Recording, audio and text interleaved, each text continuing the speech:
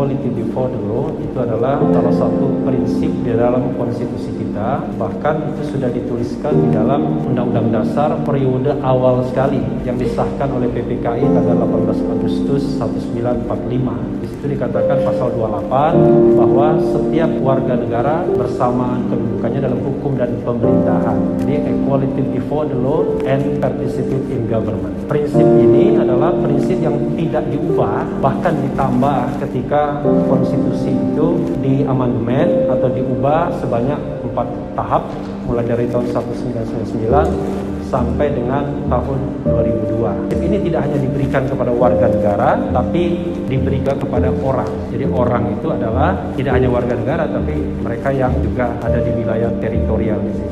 Sehingga kalau saya ingin katakan, itu adalah prinsip yang constitutional principle, di mana tentu harus dijunjung tinggi dan harus mengejawantah dalam peraturan perundang-undangan di bawahnya. Karena kita tahu dalam teori jenjang peraturan perundang-undangan, Undang-Undang Dasar itu menempati hierarki yang tertinggi. Setelah itu MPR, Undang-Undang, garis miring Perpu, dan peraturan di bawahnya. Sehingga kalau dikatakan setiap orang dan setiap warga negara berhak atas perlakuan hukum yang sama, maka menjadi kewajiban bagi negara untuk mempraktekkan dan melaksanakannya. Jadi setiap hak warga negara, setiap hak manusia atau hak asasi manusia memberikan kewajiban kepada negara untuk menegakkannya. Prinsip non-diskriminatif itu juga berkelindan bersama dengan prinsip tidak boleh mempraktekkan hal-hal yang sifatnya diskriminatif tadi. Jadi ada equality dan non-diskriminatif principle.